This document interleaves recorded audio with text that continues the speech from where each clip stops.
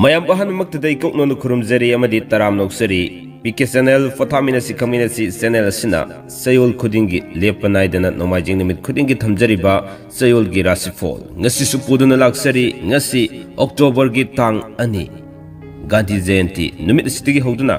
lakadoriba October gi tang nipan fawgi oiba Chayol sigi Rashifal khudul tamjage ngasi gi Chayolgi Rashifal da mahusagumna tangkak ani tokna thambagi mong matauda ngasi gi oina tang ani dagina tang mari fawgi ama aduga lemoriba tang manga dagina tang nipan fawgi ama Rashifal khudimakki oina thamjagani aduga hariba Rashifal khudimak sida loisilamdaida maru oina haksangi oina mahai masingi oina loina na pakang lisabi singi kari Chayol sida fall lady habado khudol tamjaraga loisin jagadabani adumak mahusagumna mes Rashifal dagi mathang manauna sathajari haraga aroibada mina Rashifal lokusjaraga adumak loisinjage kudol tamjage ngasigi tamjariba Chayolgi Rashifal jikona luxury si ma Phyto Life Grow company dagi ni nahani ko hidak bijaramudune bako ado ngasi mu luxury si koi almost nimit 30 thoini musura male ko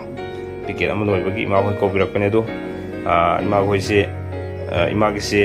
hana leram maduga kitang ohong leiribra habdu koi kitang khangjage bako ado ima gi ahan bada mingam de lefam kitang habiyo oh ai je mori dai ni sira yo to le jaba haida helen ko bako ado ima gi nuai bi disi kaino ai nuai da badi dai di loina nuai jai ko ada ai gi ai ro sigi da si jaba dai di loina nuai jare ado amu so khara ko yaw ko do inte koi dan jum habiyo bako isagi nuai do sinan jum habiyo anabadu moi da anabadi hana di chi amme bako chigi kadi hana di ai di hidak si chati manung da di chi amme bako uji di hidak tu chara bini na ko ga anabadi khara ju kang chale ma chum ju thoina ta chigi ga no ha ga no chigi chai da da khata ne do chigi da si cha bade di na di khare ante na ba si kyam kuirage na ba dai sahi ani ahum dum hairan ani ahum sore bako maroina nangan su nabra nangan ga da mu phulle haita aji uji maroina si breast ne bako aji breast cancer oirera kamai do bino kang je cancer ori ba dai jo okay breast adi mahita bane bako mahita bje hujik ji hani doctor hidak jabiram dabra kamai doge hani hidak cha ram ti dak gi dak ja ti chikpe gi dam ta di ja chikpe dum chai ba adu phabra kamai doge adu chikpe di adu guli du he chai bu ti khare pha ba ko ho ho adu ni sa le to khra ba di mu he hau ro ba okay ene hujik se Phyto Life ki stem cell siga no ba siga koina ima da pijara ga sare si sar matung sida lakpa kari ahong lei leiraga su lei habiyo leidra su leide sum habiyo ko uji ahong wai bu na ba de khara phare ko ai chi pa na ba khara phare chani ma khara po e ko adu le ai ko okay tani ate ahong kari lege hegi mahi tai ko le habu de mahi ta ba di tai uji te na khara kang chan gare ha kang chan le ko sa ba thak ba di kamai to ge sa ba di zum sa ri ba hai ta re ai chak sa ba ko ba sa ba di khara ga ta sa ba ya me di sa de hojik se hana leram badagi asima khaidi nuwaire habado aikoina hangdanam da habiyo ne se nuwaire se nuwaire nuwaire ti ko ai sa ja hane ji haro ga di ji amna nuwaire goli ji sa ba de gi amon to ba de gi sa ni doi nuwaire re di sa tu kha ga di sa ja re ko sa je ko gi sa ning ba koi ning ba hai di lai da na to ba de kha numi kya ne subire ge sari se numi kya ne ba tara mari ni sur piket ama lore ko piket lore aduga piket ama silai ne ba ko ikja okay si faw sida larisi isada nuwaire habasi mudi khange ba ko adu khoi saga dum si tha ahum ne ba ko tha ahum si mapung phana sa thok piyo marak dum phagini phare ne lepthok pi bidara ge di amu horo ko se aduna magi leribu course tha ahum se si mapung phan sa thok piyo ba ko yam nuwaire ma do sumaina si hidak sina kana ba si kharam khedi kana re si khangbire ko adu sumaina naba imadona naba amadi makhan anaba leiba mayam singsida mayamna kari ga habininge mayam ji sabi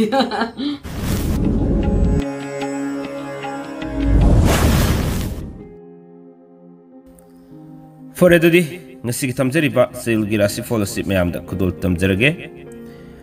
Mes Rashifal gi ahanbad khudol tamjage Mes Rashifal gi oina ahanba tangkakta habidi tang ani dagina tang mari fawgi manungda anuba pawtagani wakhal nuwaigani lamda chatpa kaide panduna lerakpu sel su fangani duga anuba maruk su fangani aso sang singna chanbigani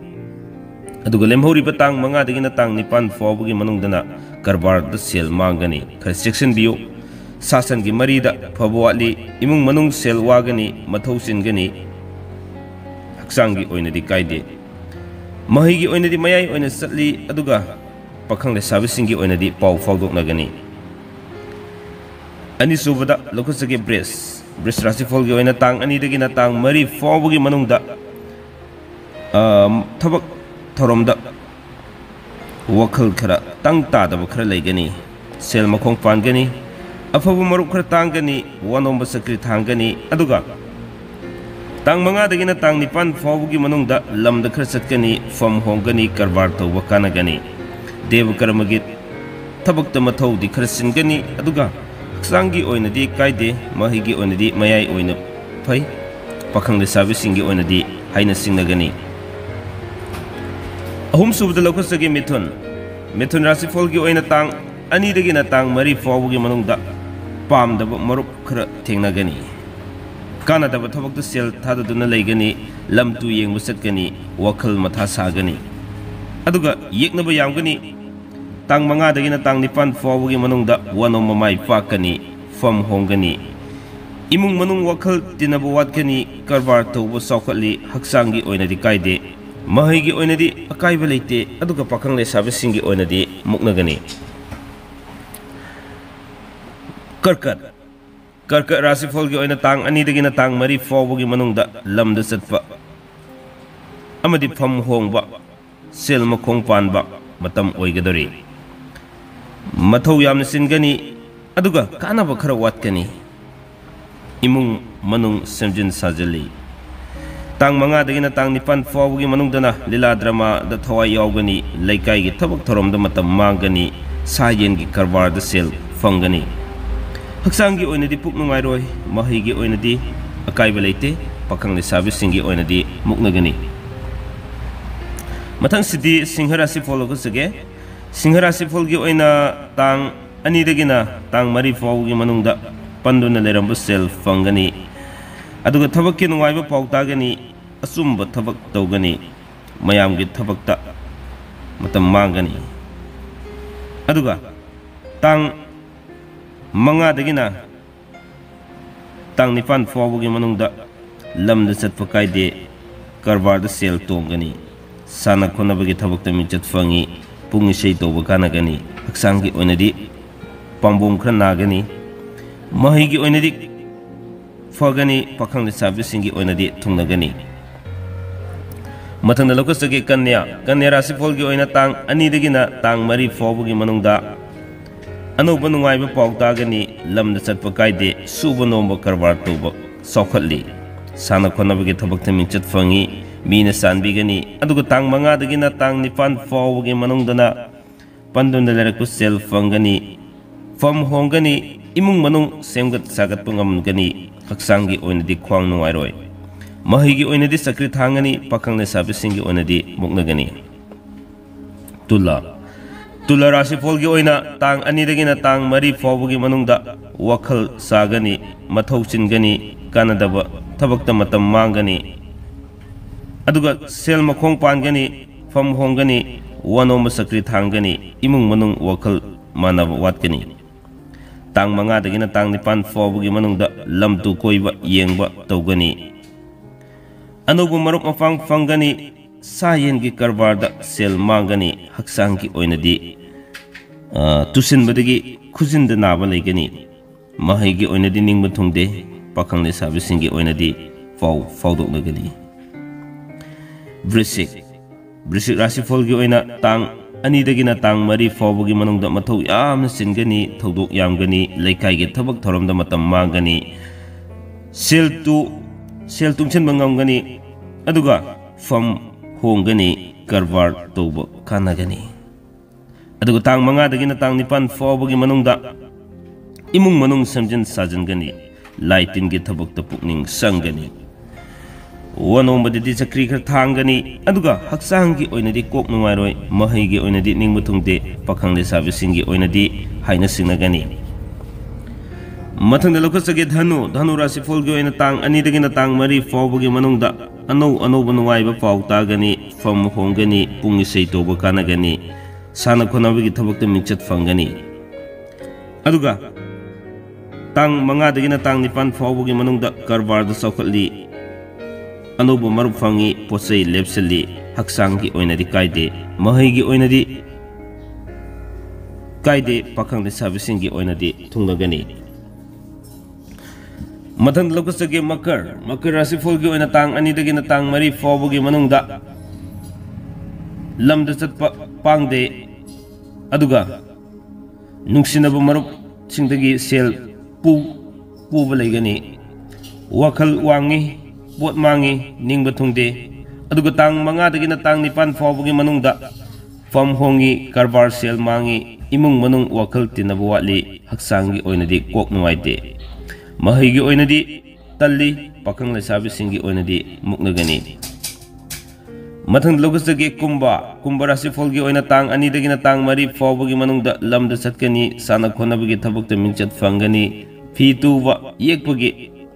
thabukta sel fangani pungsei toba kanagani marup yamgani aduga tang 5 dagina tang 9 faubugi manungda wanoma sakri thangani fam hongdo hongjin khara leigaduri ningba thungloi sel makhong pali haksangi oinadi nungairoi mahigi oinadi pangte aduga pakhang lesabi singi oinadi nungtigi wari sabu fangaduri